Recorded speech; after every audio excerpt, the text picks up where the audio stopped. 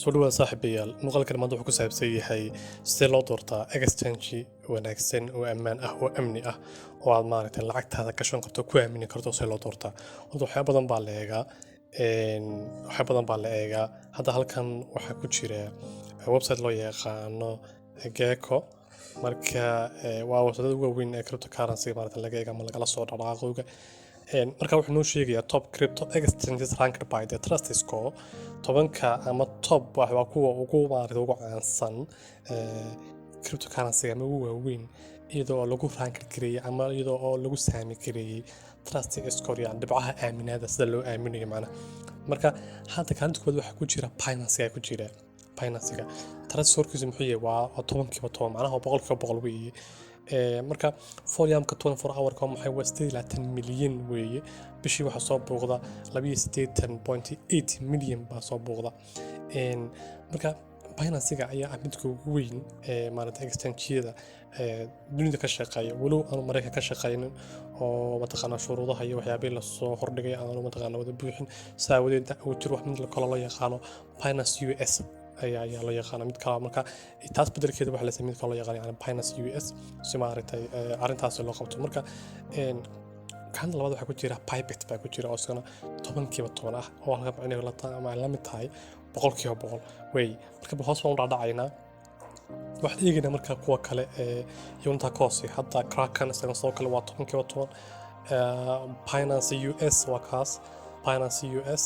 sidoo kale isaguna waxa weeye tobankiiba toban macnaha boqolkiiba boqol aan mid way kuwa waxaan ka eegaynaa kuwa kale waxaan eegaynaa marka aan tobankiiba toban hayn hoos baan u dhacaynaa sagaal ah weeyahay sideed sagaal baan doonaa waxa sagaal hadda waxa sagaal gate.io ah ama midkaas ah gate.io waa kala rabaa sagaal ah anu waa boqolkiiba sagaashan weeye trust score-kiisu inta la aamini karo marka 40 saacadood isaga waxa soo booqda ama waxa dhex mara volume-kiisa 4 milyan weeye halka bishii ay maadaan 9 milyan ana hay maadaan marka taasna waxa weeye waa sagaal trust score-kiisu yani sida wax lagu aamini karo mid kale sideed aan soo qabano let's say aan iska dhiraahno CoinTemilio midka ku qoran tahay waa sideed isaguna trust score-kiisu 40 saacadood waxa isagana dhex mara 2 milyan baa isagana dhex mara waxana bishii soo booqda 20 milyan marka tan hoos socono yani mid walba ka sii hooseeya tan mid hooseyso aan 7 ayuu gaarayaa 7 kuwa ah waan hadda arkaynaa sidoo kale ilaa 6 bay gaadhay ilaa 5 ilaa 4 ay gaadhayaan 6 baa afilaya marka way la soconaya marka waxyaabahan baa mataqaanaa lagu qiimeeyaa waxyaabo lagu qiimeeyo kala waxba qodobo badan waa weyn hadda yani aan kuma soo koobi karo waxa kamid ah amniga yani ammaanka iyo security-googa iyo mataqaanaa sida ay u ilaaliyaan xogtaada iyo waliba lacagaaga dhaqaalahaaga waa midda koobaad waa midda labaad inay leeyihiin yani waaladyo kale oo dheeraada oo maaragtay ilaalin kala xogtaada waxyaabahaas ayaa lagu madaray indhaindhaya sidoo kale license-ga iyo aqoonsiga identification-ka in passport iyo ID iyo waxaa loo sameeyo oo sharci maaragtay la keeno qofku wuxuu yahay la garto oo laga qoro oo qofka laga ururiyo waxyaabo markaa ayaa lagu qiimeeyaa sidoo kale waxaa jira laba exchange oo laba loo qaybiyaa jira mid loo yaqaano centralized exchange iyo mid loo yaqaano decentralized exchange loo yaqaano marka taasna maalmo kala doonaa waxay kala duwan yihiin laakiin si guud ah fahantoon exchange horta waxa weeye waa goob u ogolaata dadka isticmaalaya in waxna ku iibsadaan waxna ay ku iibsadaan waxna ku iibiyaan waliba khaasatan cryptocurrency in wax iska iibiyaan khaasatan lacagooga sida in ku kala bedeshaan lacagooga fiat-ka iyo kuwa kale ee mataqaanaa cryptocurrency-ga marka si aad uga aaminto lacagtaasi oo maaragtay aad aamin noqoto horta wali waa iska jiraan propaganda iyo maaragtay tuugada iyo scam-ka iska jiraan balse haddana kuwa ugu macquulsan ee aad aamini karto waa inaad taqaano yacni exchange-yada ugu waaweyn ama la aamini karo ama lagu kalsoonaan karo ama bulshada inta badan isticmaalaan waa inaad taqaano marka hadda waxaan baranay inuu yahay exchange-ga loo yaqaano Binance inuu yahay midka ugu ballaaran sidoo kale haddii aan eegno wadamada hadda halkan waxaa qoran all countries baa qoran all countries haddana iminka wadankaas wadanad gaar haddaan doorano hadda wadan gaar haddaan doorano iminka let's say Brazil iminka haddaan doorano Brazil markaan doorano waxaa noo soo baxaya Brazil kuwa laga isticmaalo badan yani waa midka ugu ballaaran estimation buu sameynaya laakiin wax xaqiiqo ah maaha oo la odhan karo boqolkiiba boqol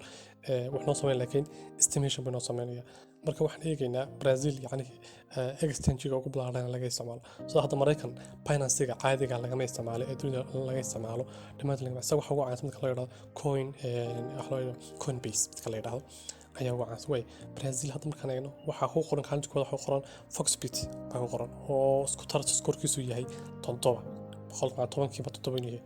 inuu yahay waxaa kaloo ku xiga Navadex mid la yiraahdo tan 6 waxaa kaloo ku xiga Mercado Bitcoin kuwaas ma hubo inay mataqaana arrintan xaqiiqo tahay balse waa soo inuu sheegayo page-kan oo soo dhigaya hadda way haddaan marka eegno waddan kale haddaan marka eegno let's say USA waxaan eegaynaa Mareykankaan eegaynaa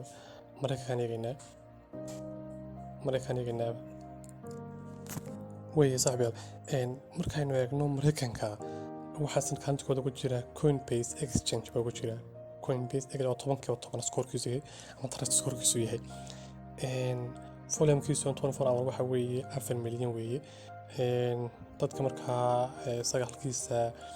bishii soo buuqdan waxa weeye 67.1 milyan weeye